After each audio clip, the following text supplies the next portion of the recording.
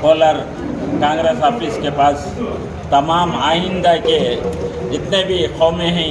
उन सब ने मिलकर आज नसीर अहमद के साथ जो ज़्यादती की जा रही है उसके ख़िलाफ़ एक बहुत बड़ा प्रोटेस्ट किया गया है। कांग्रेस पार्टी को ये समझ लेना चाहिए कि जिस तरह से यूपी और बिहार के अंदर लीडरशिप को मुसलमानों की ख़त्म करके आज जीरो पोजीशन में यूपी और बिहार में चल रही है, आने वाले दिनों में वो उसी हालत के अंदर जाना है तो जो उलझे हुए समझे हुए और पार्टी को काम करने वाले लीडरों को ख़त्म करके यूपी की जिस तरह से कांग्रेस की हालत हुई है, आने वाले दिनों में कर्नाटका में भी इसी हालत पर पार्टी चली जाती है। हुशारगी से अगर से पार्टी सही फैसला नहीं लिया, आने वाले दिनों में अगर से ऐसे लीडरों को ख़त्म किया गया तो पार्टी भी ख़त्म हो जाती है। इसलिए मैं सिद्धरामैया साहब से और DK शिवकुमार साहब से जो उनके कान भर रहे हैं, खुले तौर पर रिजवान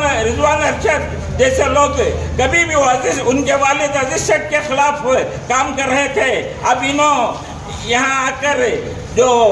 कौम को लेकर चलने वाले, हर वक्त पर कौम के साथ चलने वाले लीडरों को ख़त्म करने की जो कोशिश कर रहे हैं, ये पूरे कर्नाटका की अवाम को नुकसान पहुंचा रहे हैं। इसलिए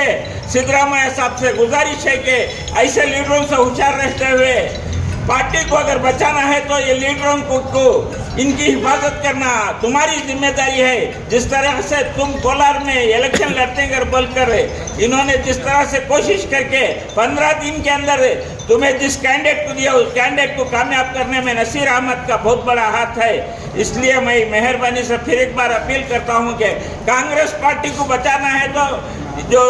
स्टेट में जो लीडरशिप है उसमें ज़मीर अहमद है, नसीर अहमद है, रमेश कुमार है, इन लीडरों को सामने रखकर पार्टी की हिफाजत की जा सकती है। अगर इनके साथ ज़्यादती की गई तो पार्टी ही ख़त्म हो जाती है। इन चंद बातों के साथ मेरी बात ख़त्म करता हूँ। नसीर साहब को लेकर जो मीडिया में गलत बयान जो आ रहे हैं, क्या वो शख्सियत को डैमेज होगा या पार्टी को डैमेज होगा उसकी वजह से? जो बयानात मीडिया में हमारे ही पार्टी के जो अजीज शेख के तब से जो उनके वालिद जो बयानात दे रहे हैं, उनके वालिद अजीज शेख के तब से कांग्रेस पार्टी के खिलाफ कर रहे थे, आज उनका बेटा रिजवान अरशद साहब नसीर साहब के खिलाफ जो कर रहा है, ये पार्टी को पूरे के पूरे नुकसान की तरफ ले जाएगा। इसलिए इन जैसे लोगों से पार्टी को होशियार रहना चाहिए।